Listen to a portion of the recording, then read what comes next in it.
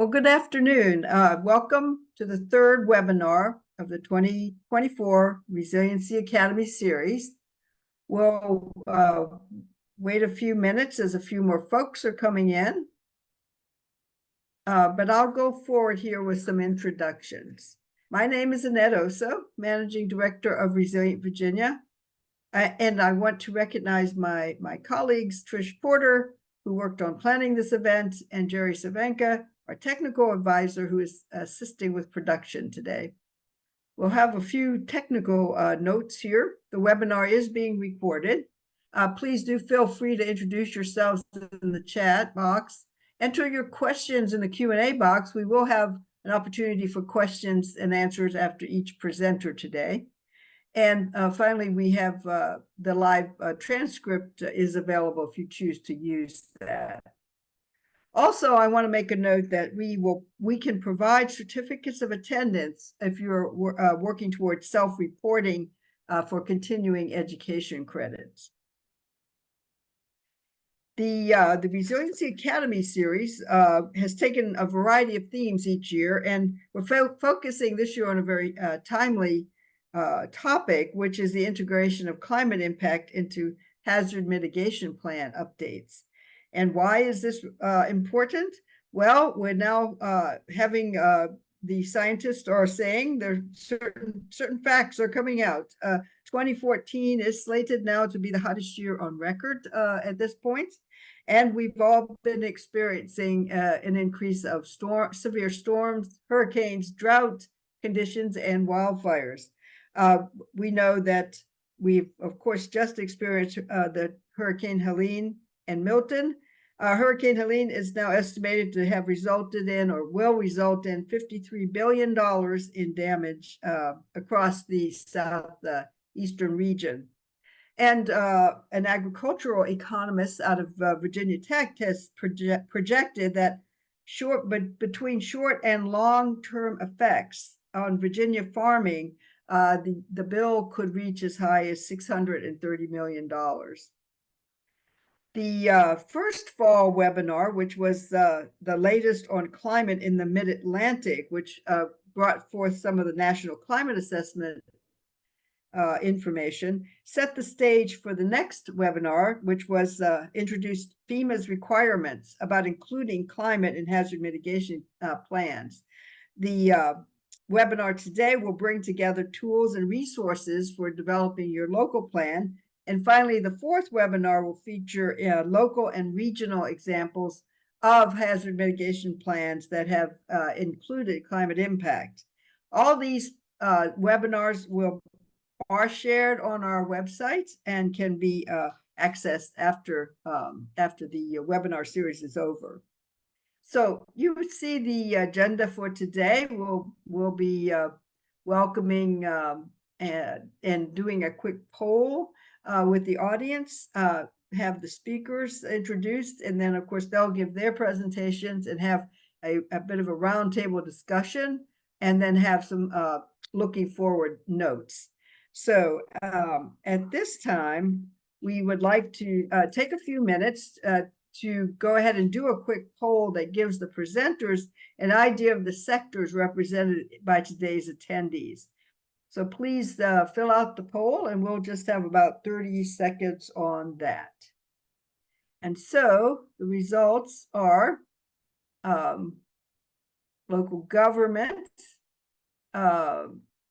winning for today at 26%, and regional government also 10%. Some state government folks also, federal representatives, community organizations, and 26% from the business sector, and nonprofits and academic making up the rest of it. So thanks very much for responding to that.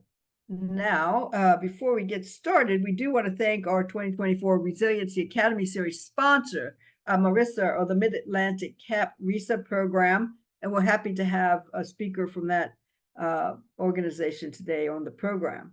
Their grant program is supporting our spring and fall series this year, and is made possible through NOAA funding.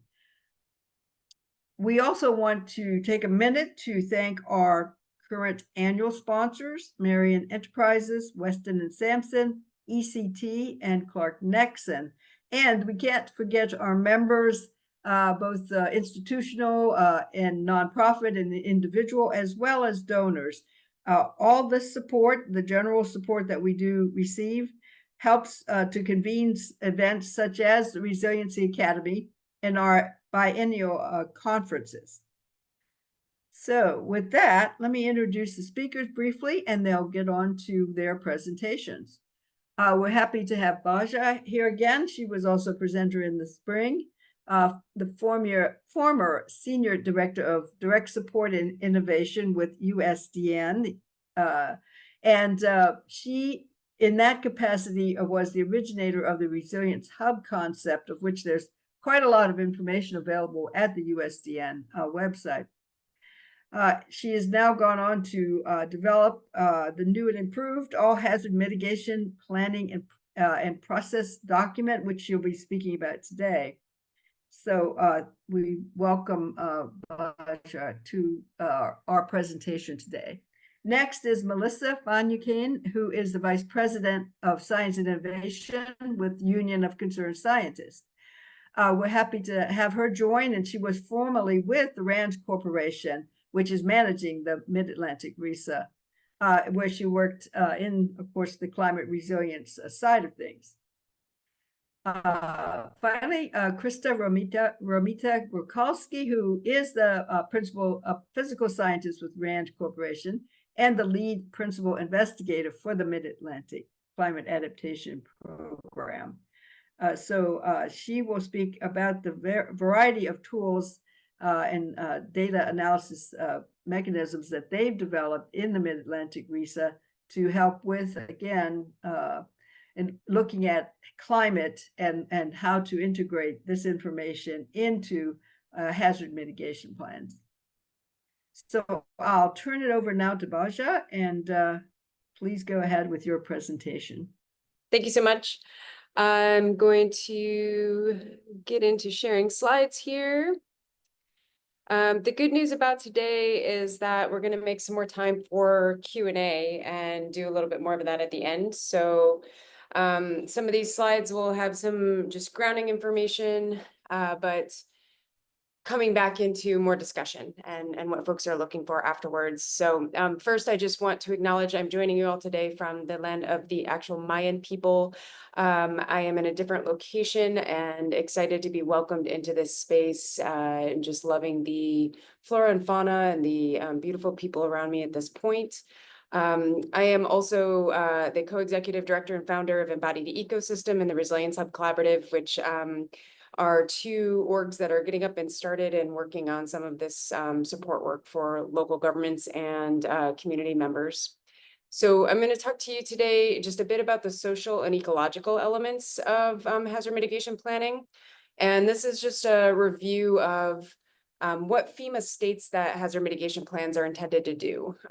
This idea that they're building partnerships, increasing education and awareness, looking at risk readiness, and looking at aligning sort of risk reduction within these plans. When you're working on them, that many of you on the call, I think at least the local government and state government folks have been doing, unfortunately, they tend to do a kind of a different thing than what they're intended to be. They require a ton of time and capacity, unfortunately, to just update what's happened over the last 5 years. There are a lot of moving through just with checkboxes, not really truly engaging or involving community or thinking beyond. And just, again, kind of checking those boxes to be ready for any sort of disaster assistance. And they're more reactive than proactive. And so today what we're really looking at is talking, how can we switch that? How can we get out of this sort of archaic model of what hazard mitigation plans have been and into something more proactive and more robust and more helpful over time? And so that gets into just this slide, which is, we've had this conventional sort of approach, a more siloed approach, a more checkboxy way of coming into these processes. And we are in a midst of a transition. A lot of what Krista, Melissa, and I are going to talk to you about today is that transition of the integration of the social, ecological, and climate components, the ways of doing so, the methodologies that have been developed to do so. And then that sort of opportunity with this new approach of what can you do and where are these amazing opportunities for you to grow. So I'm going to talk a bit just around the social connectivity piece. And again, recognizing that right now hazard mitigation plans require those sort of 2 community meetings, and that the social components, the social infrastructure, if you will, is not the biggest priority. And it creates a lot of harm in some ways by treating everyone the same, by thinking of people in community as just community, as one thing. And so we see that then brought from the hazard mitigation process into the response and recovery process of sort of a one-size-fits-all approach. And that has been more detrimental than helpful to communities. It was mentioned in the beginning about some of the recent disruptions or hurricanes we've experienced, floods, and people have had to really step up and step in to address the lack of care around social connectivity in this response and recovery sort of space. So we're looking to proactively build in social connectivity. It saves money, it saves capacity, it saves resources, but it also creates this element that doesn't really exist right now between government and community around trust and between community members. It focuses more on a holistic approach that's looking at our connectivity, our way of relationship building, and emphasizing that as a component of these plans and of this process. And so I know that this seems a little far-fetched because this is not what's in these documents. It's not what's in the checklist.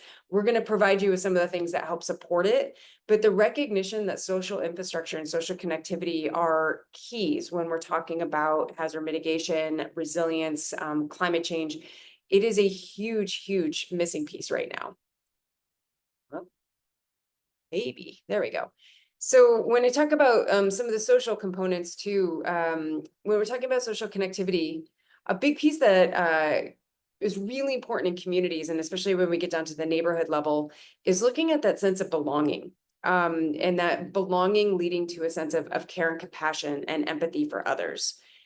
When we're creating spaces and opportunities for third spaces to be activated, and it was said in my bio, I've done a lot of work on resilience hubs, but any sort of third space that's outside of people's homes to gather, connect, to come into relationship with others, that can be utilized in the hazard mitigation process, but also it's something that we need to consider the importance of those spaces as we're doing proactive planning, as we're doing response, and as we're doing recovery.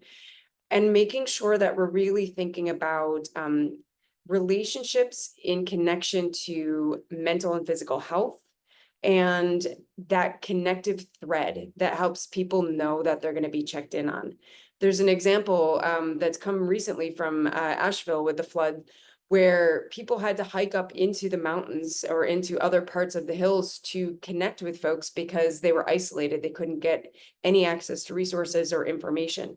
And so just noting that that piece of social infrastructure, if they hadn't known each other, if they hadn't known to go up and check in on folks, that amount of isolation would have left people in much more harm's way. And so we're trying to build these pieces into these plans and into these processes as a core component so that it is really, really well understood and integrated and not something that's sort of like off on somebody's side purview. So one of the questions, or several of the questions, I'd want you to start asking yourselves if you were responsible or part of these plans, and consultants, this would be one for you to be able to bring in as well from that sector, is how can we shift from just focusing on the hazards to the focus on human need, to the focus on that connectivity and that proactive support? What is the infrastructure that we actually can put in place related to the social? How can we integrate the recognition of marginalization, intentionally having sacrifice zones where people were not given the same amount of resources and care for multi-generations? And considering trauma, what happens from that multi-generational trauma, that lack of access to these resources, that lack of information? but also the privilege that exists of folks who are usually planning or creating these plans having a different sort of experience than people in different parts of the community. And so it's a really important piece to make sure that we are integrating the recognition of privilege, positionality, systems, policies, and the intentional marginalization into our social considerations. Another piece, how can we alter the decision-making process? There's a huge piece of hazard mitigation plans where that 2 required community meetings, but they don't actually have to have anybody be there, or having a special advisory group with just certain people that we already know and already work with in community. But how are we bringing in people and centering people in these entire processes? How are they the ones who are helping with determining different mitigation strategies? How are they the ones determining prioritization? How are they also being integrated and involved in this document? So it's not just, again, the thing that goes and sits on the shelf for 5 years until it has to be pulled out again and redone, but it's something that's actually more active and more useful. You can ask how you want to prioritize resources in areas that have been made most vulnerable and intentionally made most vulnerable due to discriminatory practices. And then thinking about how to shift into a process of respect and empathy and care. And that's a big one. This is something I could talk about for an hour. Shifting into a space of empathy when we're working on these plans is not promoted. It's not something you're given another checkbox. Did you come with empathy? Did you come with care? And as much as we want to believe that that's something we would inherently bring, it's often missing. And so remembering the entire intention of this plan is to protect and care for communities. If we're doing that, we need to bring that into the whole process as well. And some of those questions we need to be asking ourselves of, am I approaching this process with that respect, with that empathy, and with this connectivity in mind? So the other kind of components in the social space is understanding that uniqueness of communities. I mentioned at the beginning, the kind of one size fits all. It doesn't work. It's been proven not to work. It's been proven to cause more harm. I worked in Baltimore City back in the day, and community members would tell us, there's no way we're coming to your emergency shelters. There's no way we are coming to a government-owned facility or building. And it's because we have been treated poorly. We've been treated all the same. And we aren't even really seen. We're just sort of moved like cattle. And that's something that we hear a lot in the sort of disaster preparedness, response and recovery space. And so really focusing now on this opportunity to integrate the uniqueness of neighborhoods, the uniqueness of individuals, the uniqueness of communities into the document itself and into the process itself, into the content of what you're putting in there related to those strategies, but also into the way that you're engaging with people to recognize not everybody's going to be able to show up to this one meeting at 4 o'clock in the afternoon on a Tuesday. How are we really thinking about the process differently and the content of the document differently? I already mentioned the acknowledgement of the vulnerability, but it's a really key point that I want to continue to come back to. So I put it on multiple slides. That active listening and inclusivity into the process and into the plan.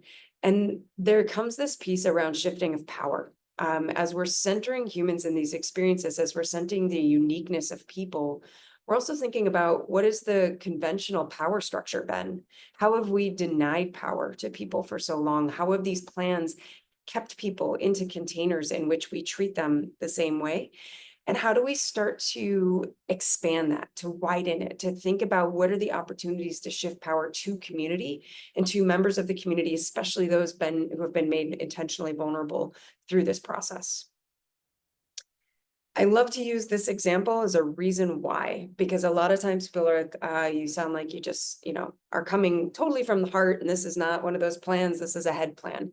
But there's a great example from the Chicago heat wave that proved that these events where people live alone, they don't have that social infrastructure, they don't have that social connectivity, they're more than twice as likely to die. And this is just for a heat wave example, but in many, many other situations as well, where social isolation plays a huge role in morbidity. And so we want to get into a space where we consider that social contact, that connectivity as a thread of everything we're doing around resilience, around how we're thinking about climate change and how we're thinking about hazard mitigation.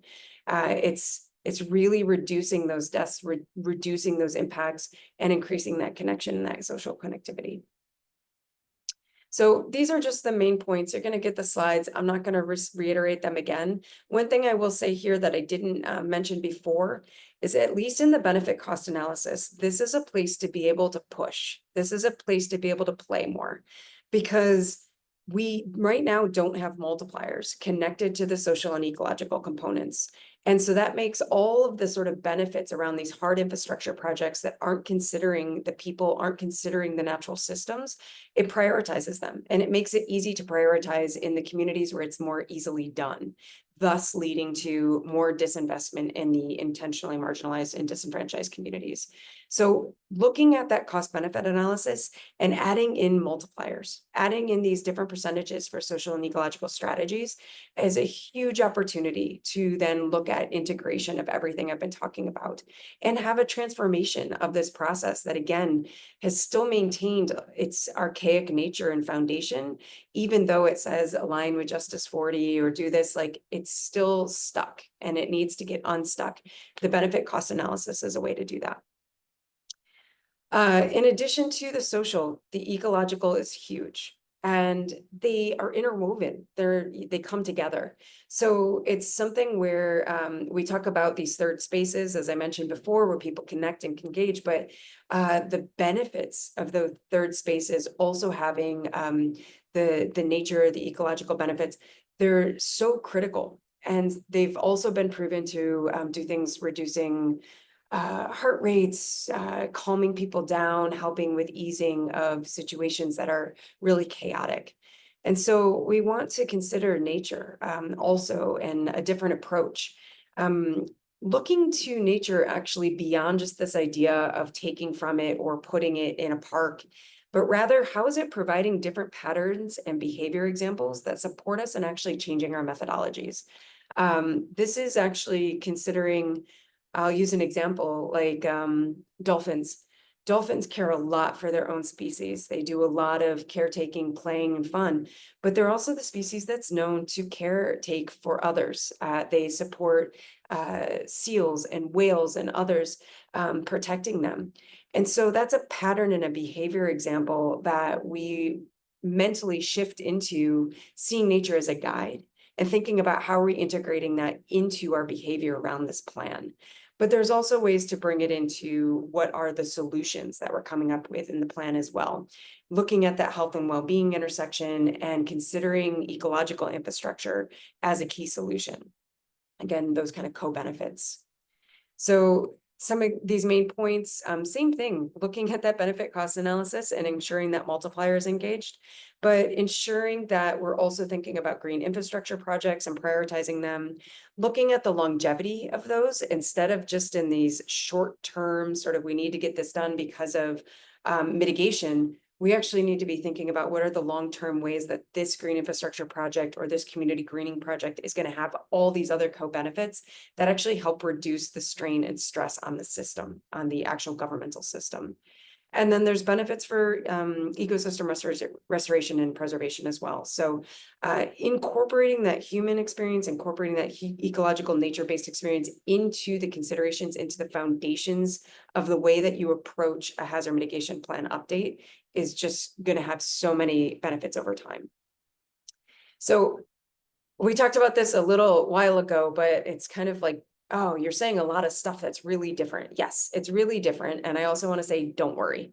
Like, we've created guidance for this because we knew it was something that people in your positions do not have time to go around and figure out how to do all these things, how to create these multipliers. And so we've created this document in a relationship with Rand and the MARISA to look at a kind of choose your own adventure structure, that cut and paste text. This is stuff I presented on before, but I just wanted to say it incorporates everything that I just mentioned. It incorporates that social and ecological systems, and it provides a list of different mitigation strategies, different opportunities to think about that prioritization, to think about how we shift power in relation to the document itself. These 4 pathways integrate climate change, social equity, and then also greenhouse gas reduction. With the climate change considerations, integrate the ecological considerations and that history. And it always is based on the FEMA requirements. That's why we wanted to make sure you were aware of it, because it's not taking away from anything that you have to do with the checkboxes. It's building off of it and making it even more robust so that you're going to have a more thorough and creative plan. And we were able to make the case for why to do this. It improves all kinds of other projects and plans that you're involved with. It has this potential, if we're investing in community belonging and care, where then if people are checking in on each other in neighborhoods, it's reducing the number of 311 and 911 calls that you're going to get. It reduces the amount of impact on police and fire. It reduces the impact on the emergency management groups so that they can get focused in on the things that are really necessary in the event of a disruption. But it also does things like improving credit ratings for insurance, NFIP community rating system work, and just really increases that capacity. So there's so many multi-benefits to this and so many reasons to do it. I just want to make it clear. We've also mentioned that this intersects with a lot of academic research and looking at that SETS approach. So the way that the social, ecological, and technological solutions all come together to create the most robust sort of considerations around climate. And so if you're wondering who has done this before, I mentioned this before, but if you haven't yet taken a look at the Boulder Hazard Mitigation Plan, this is for Boulder County. It's a multi jurisdictional plan, and they have actually brought in the SETS approach, the social, ecological, and climate, into every section of that document. They utilize that same structure that was provided, the sort of choose your own adventure, to go as deep as they wanted to, and then to pull back in certain areas where they didn't have the buy-in across scales. And this helped to really change and reframe the way that resilience was done, that it's not just around this hard infrastructure work, but it's really around quality of life, human connectivity, that, you know, conservation of resources, the ecological benefits for these future generations, all the stuff that I think many of us get into this body of work for, and then find that it keeps getting diluted out and out. Here is your opportunity to bring it back in. And this is just for the slide purposes, shows the intersection with some of the other bills that exist and that connectivity. So I just wanted to mention all of this as a way to start the discussion. Happy to answer any immediate questions, but also excited to be talking with Melissa and Krista later and having more discussion with all of you. So I'm going to stop sharing.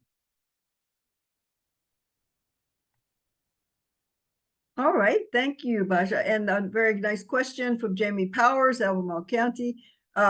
Thanks, he says, so much for the beautiful proposed approach.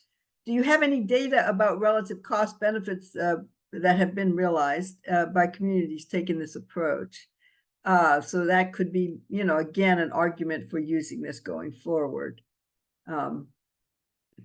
Yeah, and this is one of those things where it needs to be incorporated into the way that you're collecting data and collecting information from the beginning, where we're, you know, anything where you're having a social or ecological benefit, it takes more time. And often it takes a disruption or a disaster to realize some of those social benefits as well.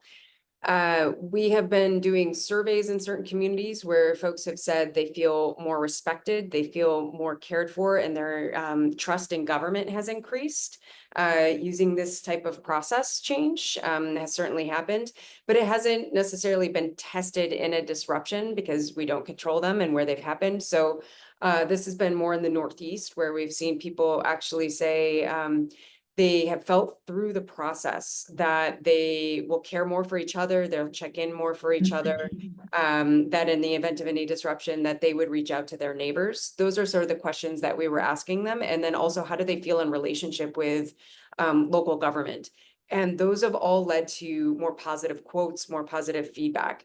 As far as the tracking of less 311, less 911 calls, back in the day in Baltimore, when I was doing this, we started doing some of that data collection, and then we had a switch up in the emergency management department, and it stopped getting tracked the same way. So I think what I would recommend is you're coming up with what are these questions, what are these factors that you would want to have for success in understanding, are people feeling like they belong more? Are they having more relationship and connectivity with people in their community? And finding ways to ask in these third spaces continuously for that type of feedback. And then as you're going through upgrading the plans and thinking about the process differential, you also would want to have those questions at the beginning, during, and after to see if you're getting updates. But it's this type of data comes after longer periods of time, which is why I had to reference something from back in the 90s in order to inform now, is we're not seeing it quite in the most immediate. And this structure has been provided in the last few years. Okay, thanks, Baja. Any other questions there? Let's see. Don't see any in the Q&A. So we can kind of revisit this discussion, I think, as a group with the roundtable, and then we'll go on now to Melissa's presentation. Yeah, good afternoon, everyone. 1 second while I share my slides. All right, it is hard to come after Baja, but always a pleasure to be in the same space. Let me start by acknowledging and honoring the Indigenous people who are the original caretakers of this region where I'm at in Pittsburgh, Pennsylvania, where the Monongahela, the Allegheny, and the Ohio rivers meet. I pay respect to their elders and their past, present, and future people, communities, and cultures. As was mentioned in the introduction, I work at the Union of Concerned Scientists, formerly at RAND. I'm also a mom of 2 boys of color, and I have about 25 years of experience researching the impacts of environmental health risks on communities around the world, but primarily focusing on climate-related disaster contexts. And I say I have personally experienced systemic racism, and I've witnessed how climate change impacts are worse for some people than others. And it's partly why I got into this work and used my scientific skills to really try and measure and understand when and why there were improvements or not in this space. So thank you for this opportunity to join you. There's a lot of research on this, and like Baja, I could probably talk for hours. But I am going to just pick a few interesting things to tell you. I'm happy to answer any questions later on. So bottom line up front, spoiler alert before we dive into the details. Here are the basic points that I'm going to make. The first one is that over the past couple of years, there's been this increasing focus on climate equity, particularly in the context of post-disaster response and recovery, in part because there have been numerous studies now that have shown correlations between race or class on the one hand and disaster outcomes on the other. So these studies have shown that belonging to certain groups identified, for instance, as minority race, low income, female gender, younger or older age groups or other categories have been related to outcomes such as suffering more negative health or economic impacts from climate extremes, whether they're hurricanes, heat waves, flooding, or storm surge. And so this has led to a focus on figuring out how to identify at-risk communities based on certain sociodemographic categories. However, this essentially places the problem of climate impacts and inequity at the feet of being Black, being poor, being a woman, etc., or as opposed to recognizing this racist, sexist, and classist structure that creates the vulnerability.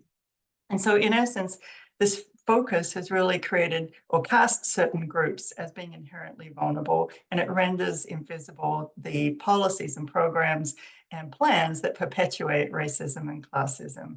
And it also places the burden for proving disparate impacts on those disadvantaged communities.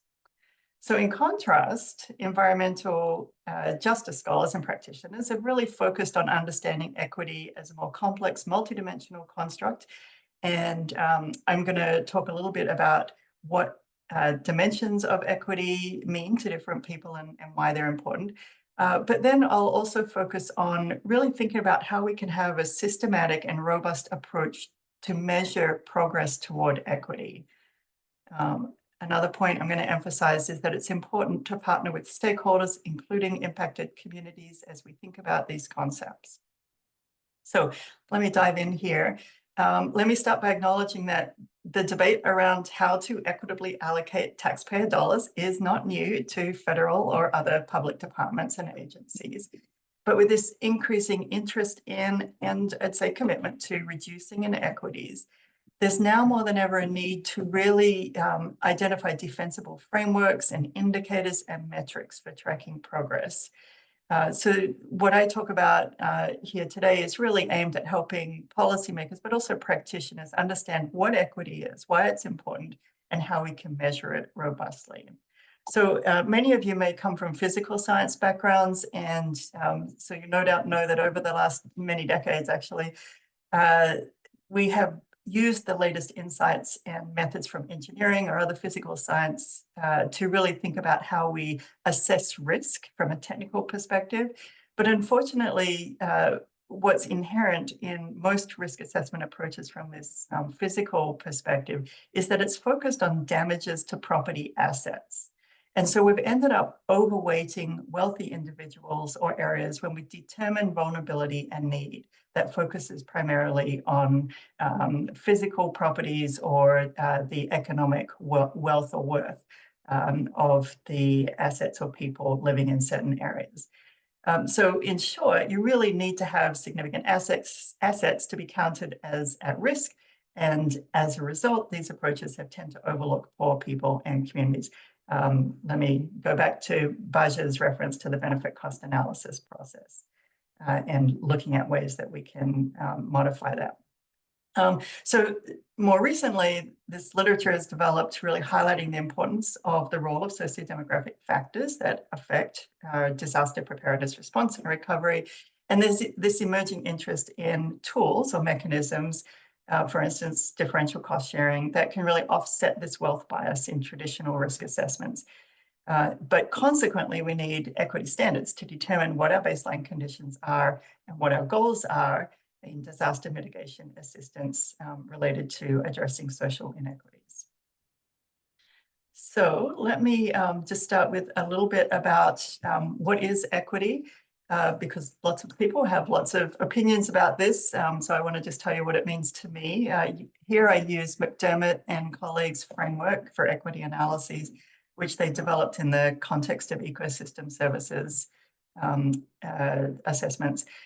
And they defined equity by evaluating change in the relative situation of particular groups in society. So often you'll think about justice as a synonym with equity, but justice is really about the rights, but equity is about the comparative or relational situation between people or different groups and their relative circumstances. And actually, at the end of my slides, I have a bunch of reading suggestions, and the source of these definitions are identified there. So according to McDermott and colleagues, there are 3 dimensions that form the content or the what of equity. And together, these dimensions delimit or characterize the subject matter of equity that is either explicitly or more often implicitly defined in policies or projects or plans. So the first dimension is contextual equity, which are the historical forces that create an uneven playing field for communities, or in a lot of my work, I've been looking at the BRIC application process, the BRIC program that FEMA runs. So I've been thinking a lot about applicants for funding for different types of activities. The second dimension is procedural equity that reflects the decision-making process or the rules and the extent to which those processes recognize different groups to ensure their inclusion and representation at different points in decision-making processes. The third dimension is distributional equity, which refers to how costs or risks and benefits are allocated or distributed across society.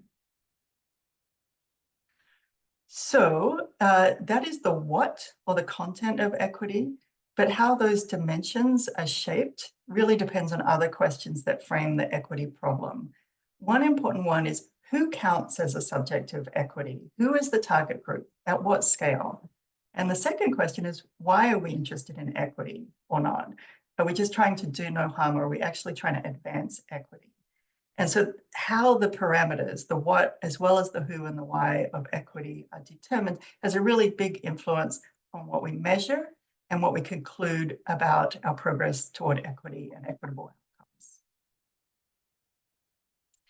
So I want to pause here for just a second and be really clear that social vulnerability is different from equity. So social vulnerability, which we've heard a lot about over the last 5 or 10 years, really reflects combinations of socioeconomic and other processes and conditions that shape people's ability to withstand or recover from stressors and shocks. And equity, just to recap, if I wasn't clear enough already, this is a comparative construct. So this is characterized by broad perceptions of fairness across disparate groups, and it allows for unequal distribution of benefits and costs across those different groups. So ultimately, the goal of equity is fair access to livelihood, education, and other resources, such that characteristics like race or gender or other demographics are no longer a factor in the assessment of the merit or the distribution of opportunity. And so in the context of extreme climate events, what equity means is that sociodemographic characteristics like race or gender, age, and so on, predict the distribution of aid or other resources to the extent that they're related to the need for that aid or those resources. So for assessing equity performance, that is whether your plan or a grant or other activities increase or decrease equity over time, we really need an evaluation model or structure to assess whether the highest areas of need are being targeted adequately by the funding. So this is like a roadmap. An action logic model is really helpful for highlighting how different parts, interdependent elements of a plan or a program are expected to lead to certain outcomes. So in other words, what steps are being taken to achieve the long-term goal of equitably reducing risk? So the starting point is the context in which equity is being assessed. So this might include legislative mandates or other guidelines. Then we need to understand the inputs that would include the resources needed to build capacities that address long-term goals. And then the outputs include the activities that you conduct or the resources or the projects that are prioritized, as well as the participation by certain target audiences. The outputs essentially describe what a plan or a program is suggesting or does with the resources to direct the course of change and achieve the outcomes and the impacts that we're looking for. So just to put some meat on the bones here, this is an example of a logic model with illustrations from the BRIC program, actually, from prior work that I've done. So inputs here would include federal or other funding being allocated to the program, but also the research and assessment base that already exists, and possibly other external technical assistance that folks might draw upon. Then the outputs are really all the things that a plan or a program does. So for instance, when a notice of funding opportunity is released, it will specify certain technical or qualitative criteria, such as different levels of federal cost share for different types of activities or different beneficiaries. And then a program can specify that it's particularly interested in supporting projects aimed at areas defined in certain ways. So in the early versions of BRIC, they were particularly focused on economically disadvantaged rural communities, so their population or towns that have a population of 3,000 or less and a per capita income not exceeding 80% of the national per capita income. And I'll show you some of the other definitions that different federal programs have used also in a few slides. In terms of equity outcomes, we've talked already about the different dimensions of equity that could be potentially affected. So for our example of a higher federal cost share going to economically disadvantaged rural communities, the expectation would be that it would achieve distributional equity in that a higher proportion of the funding goes to those communities that we have defined as have or assumed have less resources. There are possibly unintended consequences of that. For instance, there are other communities that might not meet the EDRC criteria, but still have less access to cash or other in-kind resources and could really benefit from a higher federal cost share. So for instance, poor urban areas. And then finally, in terms of impacts, there's a lot of work to be done in articulating exactly what equitable risk reduction means. I've inserted some ideas here or suggestions about reducing susceptibility and improving coping and adaptive capacity. But there's a lot of work that needs to be done in this category for sure. So let's turn now to this really important question of equity for whom. This has become increasingly topical since policymakers are trying desperately to figure out how to identify who they want to target. Various terms have been used over the years, such as disadvantaged, underserved, vulnerable, or frontline communities, but exactly what's meant by these terms has varied. So let's talk in more detail about potential target groups. So historically, vulnerable groups have been defined in many ways. I mentioned already the EDRC term. Formerly, that was small impoverished communities, which really focuses on population size and income. Other agencies and programs have focused on other definitions, for instance, trying to address areas that have high poverty or unemployment, or by targeting opportunity zones, or looking at rural areas with lower population density. And then more recently, disaster and social vulnerability researchers have really led the charge for consideration of multiple other sociodemographic variables to be considered in identifying the groups most in need. And as we've seen, the set of variables can get very big very quickly. So to simplify the very large number of variables, different groups have developed different indices of social vulnerability or resilience. And I want to really emphasize here, in my humble opinion, there are many different indices aimed at gauging social vulnerability and resilience, and they're all basically trying to simplify the use of many metrics. A couple of examples are, way back when there was the EPA's EJ screen, which was basically just a pre-decisional screening tool to help understand where impacts of existing pollution might be greatest. And it originally, the demographic portion of that index was really focused on two variables: percent minority in a community and percent low income, drawn directly from the American Community Survey at the census tract level. We can go into that in more detail, but I wanted to talk about a couple of others. There's one very famous one that you might be familiar with, which is the University of South Carolina's Social Vulnerability Index. This has been derived using principal components analysis of, I think, around 28 different demographic variables. Confusingly, there's another social vulnerability index called SVI instead of SOVI, which was developed by the CDC. They use a different approach, a qualitative expert methodology to develop their index. But importantly, I think a shared characteristic of all these indices, and there's many more we could name, is that they represent latent constructs and they're not directly observable. So here's my note of caution.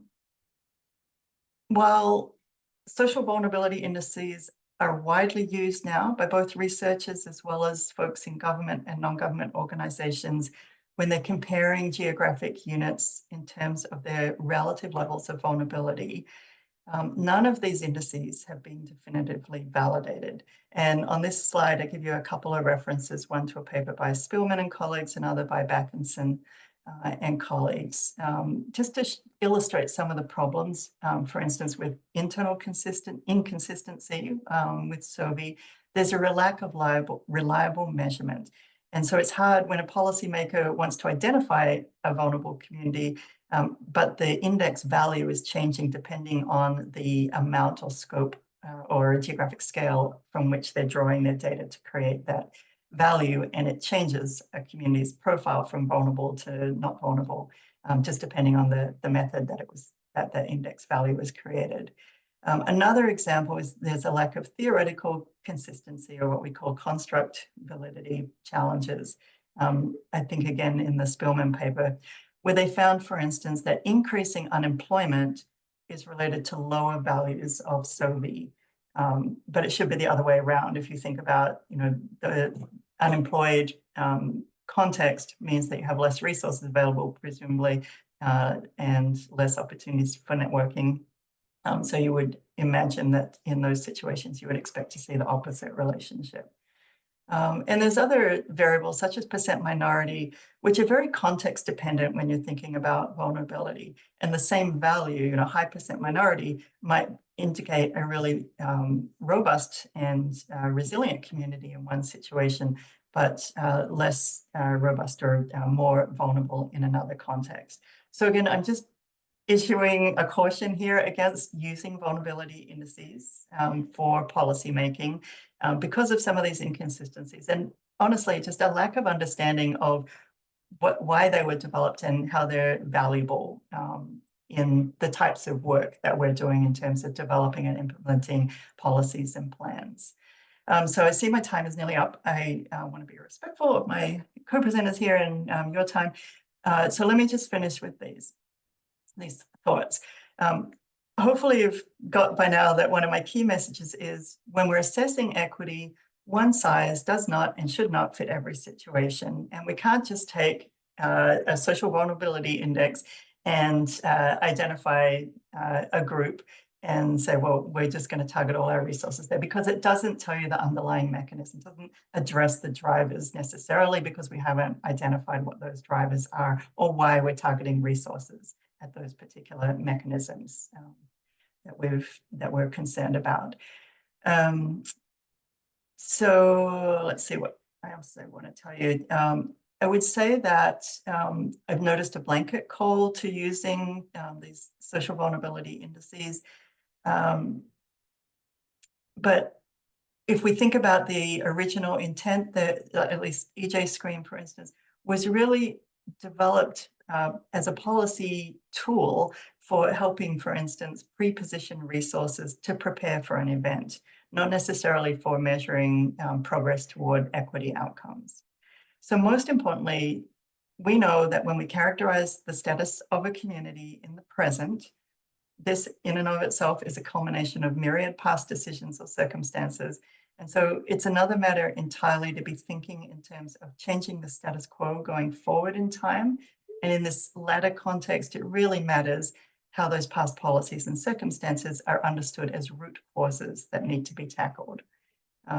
Moving forward, the charge is to address the drivers or mechanisms of vulnerability and inequities, which existing indices of vulnerability don't necessarily help us to isolate. What we need to do is develop strategies to address the mechanisms of inequities and to develop new approaches for helping us get a deeper understanding of how disasters impact different groups differently and what we need to do differently to prevent the differential outcomes that we see and help all communities rebuild or prepare better for the climate extremes that are coming and are already here. I think I'm going to wrap it up there. I mentioned I have some suggested reading, and then here's a glossary of the terms that I use. Others might differ in their definitions, but that helps us understand what we're all talking about. Thank you so much, Melissa. That is a very, very thoughtful representation of the whole issue of equity and social vulnerability. So let's see, I don't see Q&A questions, but giving a minute here, would anyone like to pose a question either in chat or Q&A for Melissa?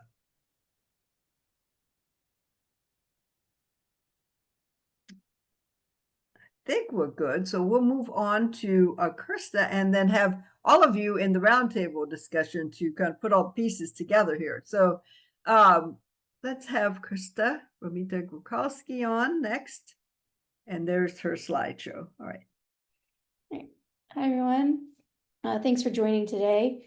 So I'm Krista Romita Grocholski. I'm a physical scientist at RAND, and I am the lead principal investigator for MARISA.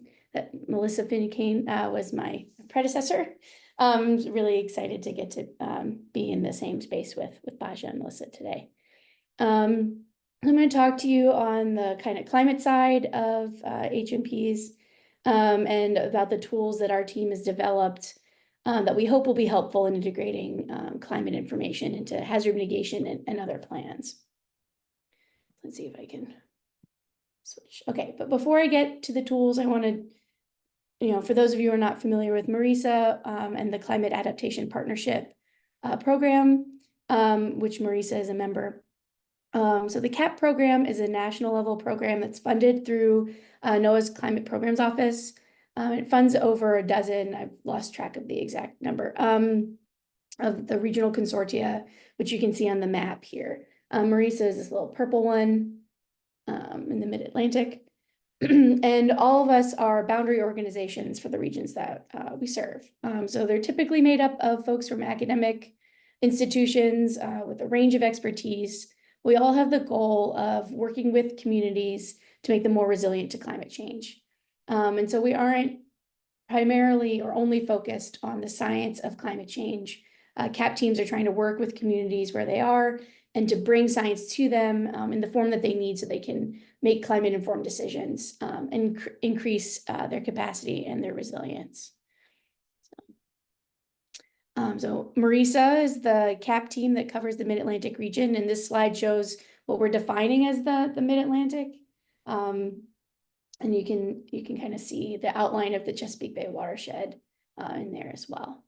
So there's 7 institutions that are a part of the MARISA team. The RAND, where I work, is the lead institution, but we have partners at Penn State, Johns Hopkins, Cornell, the Virginia Institute of Marine Sciences, Morgan State, and Carnegie Mellon. We were established in 2016 through a 5-year grant, and we are in year 4, I think now, of our second 5-year grant.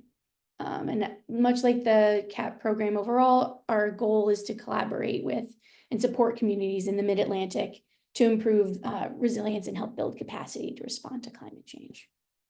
So with that kind of background done, I wanted to talk a little bit about our approach to climate services, partly because I hope that you all reach out to us if you're needing help with integrating climate into your plans, so you kind of know what we're about a little bit more. And since we think of ourselves as a climate service provider. So starting with our approach with listening, it's something that we do the whole time, not just at the beginning, but that's always what we start with. In the first year of our first 5-year grant, team members from MARISA spent almost that entire year going out and talking to people, figure out what's important to them, and what wasn't being addressed or covered by other organizations. So we found some places where we think we can kind of help and not kind of cover already covered territory. And that helped us with shaping our agenda and building out some initial partnerships. And one thing that we've done is building out regionally focused climate data tools. And that's what I'll be talking a lot about today. We did a lot of that in our first 5 years. We've been trying to work on getting them into the hands of stakeholders a little bit more in our second 5-year grant. But so each tool that I'll show you today stems from an initial request from a stakeholder. So we're not just building tools because we think they're fun, even though I am a nerd and think that they are fun, but they're trying to address a specific need. And we go through a co-production process every time we do it. And I'll talk a bit about that for some of our tools today. So that means that we're talking to people to make sure our mental models match and how we're presenting the information is useful and usable and meeting people's needs. And then the last part is we do things like trainings and presentations to try to make sure that what we're building is getting used, and we incorporate feedback, and all of our tools are able to be updated and adjusted for folks based off of this feedback and just kind of dissemination and support process. So I'm going to try to cover as many of these as possible in my little bit of time today. I want to make sure that I'm leaving time for the discussion at the end. But so we have done a lot of tool building over the past few years, and we have a suite of tools, particularly the community climate outlooks, climate summaries, and this CHAMP tool that if you participated in the Spring Resiliency Academy series, you heard a lot about, but I'm going to go through that again today in some detail, since it's designed to help specifically with hazard mitigation planning.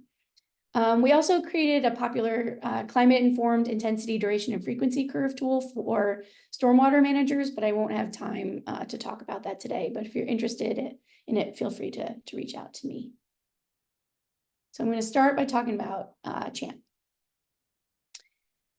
So as you can tell from the sheer number of logos on this slide, we had a large team working together to create CHAMP, but I really want to highlight the kind of key partners of USDN, which is really Baja, and as CHAMP came out of an initial idea of hers, and the Northeast Regional Climate Center, which provides all of the infrastructure and data to make the tool actually functional and useful and work as well as it does.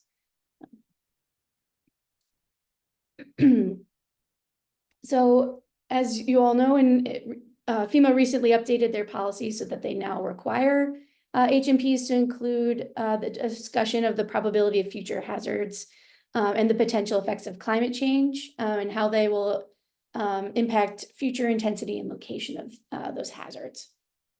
So this means that people who are writing hazard mitigation plans need to include climate considerations to have them approved by FEMA. So that makes their the jurisdictions eligible for all kinds of pre and post disaster funding opportunities. And so those can be a critical enabler of communities increasing their resilience to and preparing for future extreme weather events. And so for the past, I don't know, 7 or 8 years, Baja has been working with us and creating the guidance that she talked about earlier that are designed to help shift HMPs from being the reactive box checking documents that she talked about that sit on a shelf to be more forward-looking and proactive and more useful and relatable to communities themselves. And so the template that she wrote has information on processes and cut and paste text, and as she mentioned, and CHAMP grew out of discussions while she was coming up with this construct of trying to make it easier for communities to include historical and future projected climate information and hazards into hazard mitigation plans. There are, of course, a bunch of other tools that have come out in recent years that can help with this process. And some of them were discussed in session 2 of Resiliency Academy series. So if you're not familiar, if you did that, you can go back and listen to the recording if you're interested in learning about some additional tools. And our CHAMP tool is not a replacement for all data sources. It doesn't do all of the things, particularly social vulnerability data, and we don't use any indices that Melissa mentioned, and we don't have any asset level data sets. But we hope that CHAMP's a useful resource for people writing climate related plans. So starting in 2017, we started working with Baja on making hazard mitigation plans more forward-looking documents, and she took us along this journey. And so this is where the idea for CHAMP first came up. We wanted to create a tool that would make it easy for people to have access to this information and plunk it right into their plans. And so we decided if we were going to go through all of this effort of building this tool, we wanted to make sure it was a long-standing resource for information and support capacity building over time. And so there are a few features of CHAMP that I want to highlight that I think make it particularly useful. The first is that 3 climate adaptation partnership teams engaged in a co-production process to help build out this tool. So we worked with community partners in each of our regions throughout the design and implementation process, and we're still doing that now to create something that we think is responsive to the needs of local planners and emergency managers. Another thing that I think is particularly amazing is that CHAMP is linked with the databases that are maintained by the Northeast Regional Climate Center at Cornell University. And these databases are regularly updated, so that means that all the data in CHAMP is current and will remain current over time. So it's really helpful when when you're updating your plans, however often, every 5 years is minimum, that you're not having to go back and be like, oh, well, this tool only has information that's current as of the last update. No, it's going to be updated at least annually, with the data that's provided. And then the next is, because we combined expertise from a couple of different regions, the tool includes regionally relevant metrics. So for like our colleagues in the Great Lakes, there are Great Lakes specific hazards and metrics on things like coastal flooding that was relevant to the Mid-Atlantic and the Carolinas team. And then in addition to the data visualizations that we provide for the climate data, we also have interpretive text that is kind of like a Mad Lib in that it customizes itself for each region, state, and county. So it tells people using the tool what trends we're seeing in the climate data. So you don't have to figure that out for yourself if you're not, a climate data expert. And it also includes definitions and citations and ways to get more information. So as I mentioned before, I want to cover just a little bit about the data sources. The data is pulled from the Northeast Regional Climate Center's databases, which keeps it up to date. And then I have a little bit of information here about where the historical data and the future climate projections come from, and that hazard and impacts data come from the storm events database. The big thing I want to flag is that we know from playing with the storm events database data in this way when making CHAMP, we found that it's pretty incomplete and can be inconsistent in its reporting of hazard events and impacts. And so supplementing that with local information when possible is useful. It's an ongoing process for us to try to find additional data sets to help with that incompleteness. So I'm just going to highlight some of the potential limitations of the data in CHAMP. So we're in the process of developing version 2.0. We have updated climate models in our new version. We're including weather station data and new hurricane and tropical storm impact and information. And then we're continually, like I said, finding additional databases to include. We're working on building out training materials and hope to continue to work with communities to make CHAMP as useful as it can be for folks. So I want to highlight, please reach out to me if you see things in CHAMP. There is a CHAMP email address that you would like to change, or things that are missing, or things that aren't working. We're pretty responsive to people reaching out to us. And this is just what it looks like. And here's the link to CHAMP. I can provide those links in the chat if that's useful to folks as well. Let me check how well I'm doing on time. Okay, so I'm going to quickly go through a couple of other MARISA tools that we've built out over the past few years. The first is the community climate outlooks. So these are really just a series of 2-pagers that provide kind of an overview of climate impacts at the county scale, and it covers the counties shown on this map in Pennsylvania, Delaware, Virginia, Maryland, and DC down here.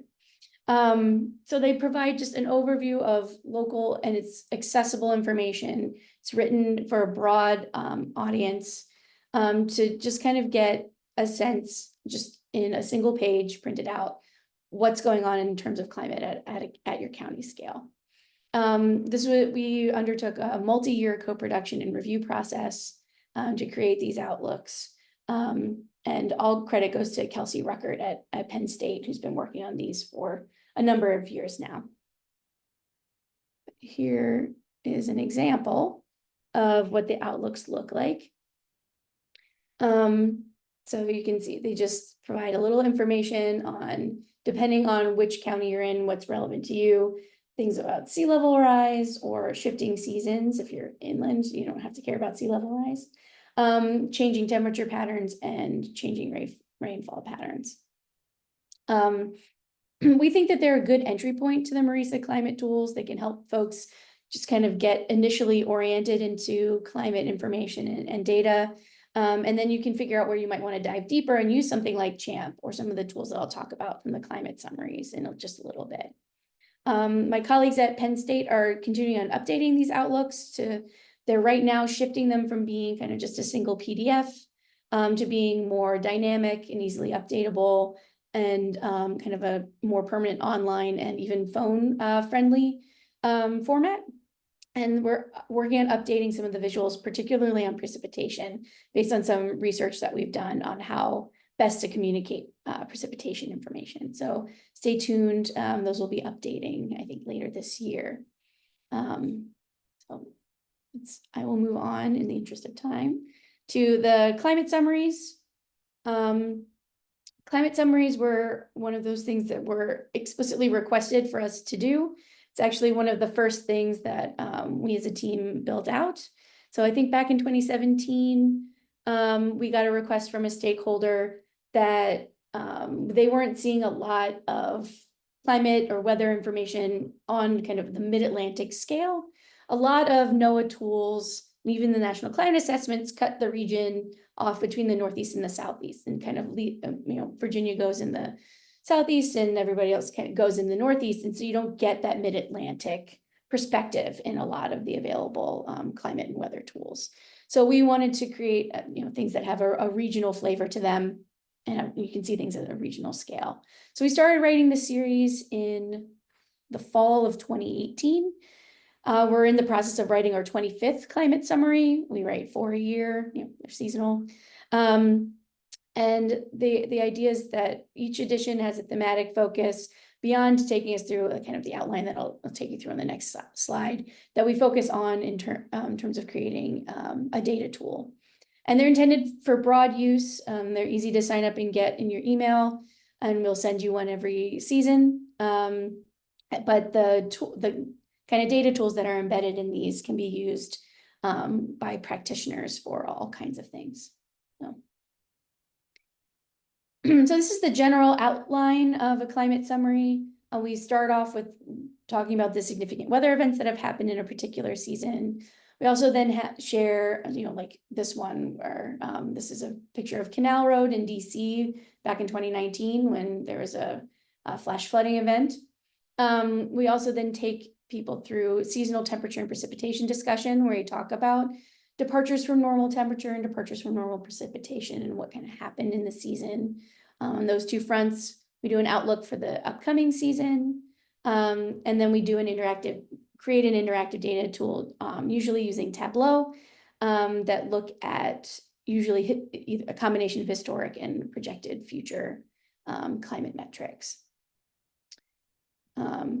Like I said, we've done 20-something of these, so we have made a bunch of different climate tools, and no one needs to read all of these right now, but the point I wanted to make with this slide is we are building some kind of climate data visualization every couple of months. And so if anyone is interested in seeing a particular visualization or interested in exploring a particular climate metric or something, feel free to reach out to me and we can work on building it out for a climate summary. And then you have a citable source for that information, and we can kind of customize some data visualizations. That's just an easy way for us to kind of do that. And we would love to have other people's ideas for more tools, since after 25 of them, we're needing to come up with some new ideas. So this is just really quick an example of a data tool that's used a lot. It's one of our first ones that we made that looks at projected number of days with, in this case, 2 inches of precipitation under a high emissions future scenario towards the end of the century. And that you can see in a lot of places, you'll see a doubling in the number of days with at least 2 inches of rain, which is a lot. But in the online version of the tool, you can change the time period you're looking at, toggle between different emission scenarios, daily precipitation threshold, and even zoom in on different geographies and see it down to whatever kind of scale you want to zoom in on. So I think that is everything that I wanted to try to cover on our tools. So I want to thank you all very much for being here today. Feel free to reach out to me or email say the CHAMP email address if you want more information about our tools. Thank you, Krista. Let me ask, there's one question here, which is wondering why heat is not mentioned more, heat impact. I know you had. Oh yeah, we do have a bunch that's included in all of our tools. I'm realizing right now I have neglected it in my screenshots of those tools. Okay. So yes, I think easily half of the climate summary tools are about heat. And I think that just the homepage of CHAMP comes up with precipitation, but there are a bunch of heat indicators as well. So I will adjust my slides to make it clear that we don't just talk about precipitation in our tools. Yeah. Right. Since heat impact is increasingly a problem. All right. Well, thank you so much, Krista, and to all the speakers. Now we wanted to go ahead and have some interaction here with our audience. And let's see, Trish, do I share my screen or do you share your screen here? Can you share your screen so they can see the QR code? I'm going to share my screen so we can see the results, if that's okay. Once you get it started, then I will share my screen. And I'm not sure I have a QR code. I have just the roundtable discussion slide. Oh, maybe you didn't. I bet you downloaded it after I put that slide in. Here, let me pop mine up. Let me get out of this one real quick. All right. It won't take me long to share my screen real quick. All right, we wanted to do a quick series of Mentimeter interactive questions, looking at what you're asking your opinion about what are the difficulties in doing hazard mitigation plan updates. What would be an incentive perhaps to try out the toolkits presented today? Right now, it looks like contractors. If we want to move on to the second question. Give it a minute more, I don't know. Yeah, if anybody else wants to respond. I'm going to move to the next slide. This is one of them. There we go. What tools do you currently use for writing your hazard mitigation plan? The next one is what is hard about hazard mitigation plans? Where are some stumbling blocks, like Annette was saying? There we go. Some answers coming in. Okay.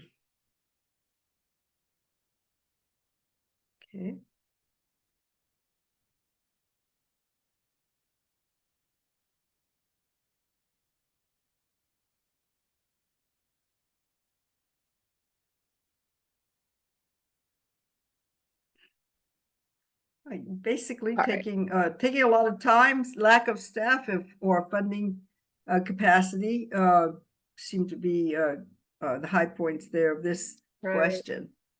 I'm going to flip to the last slide now.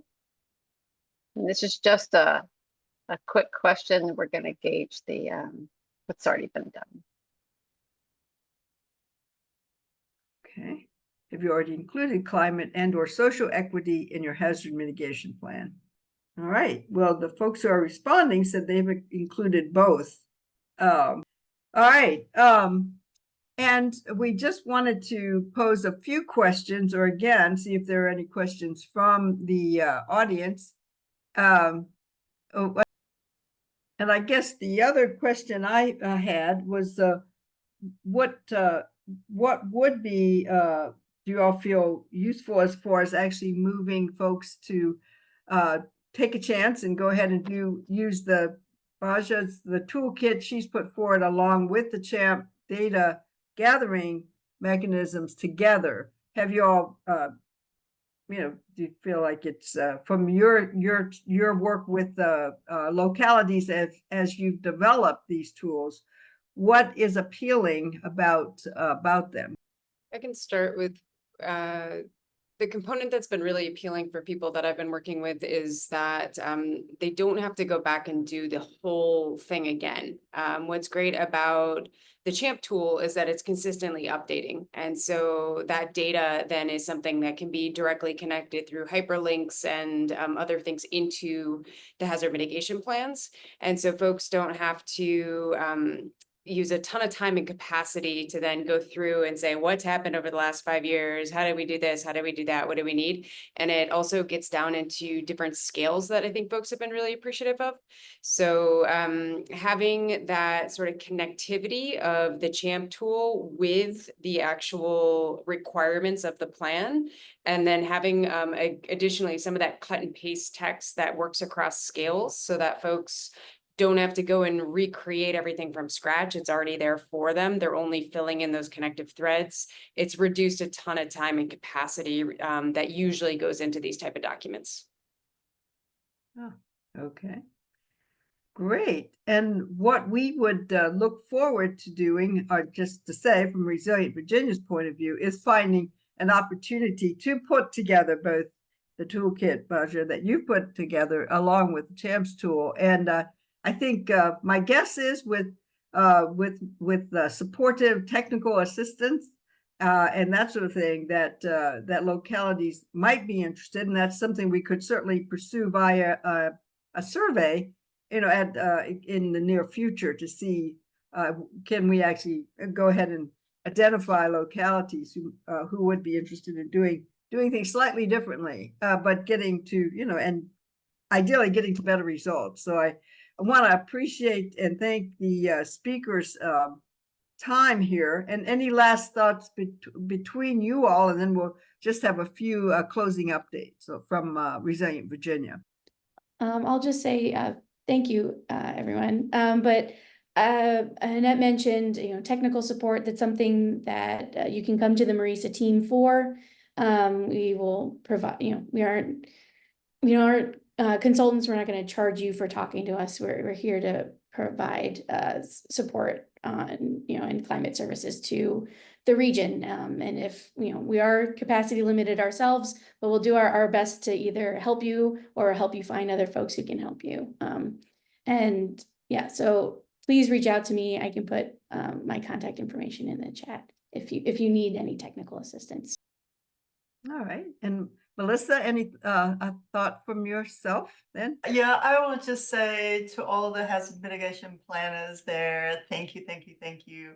It is such an important tool to identify and try and address pathways to reducing vulnerabilities. So working with the tools that Baja and Krista have offered is one step to having a more holistic approach. And I know it's very difficult work, so thank you. Okay, thank you.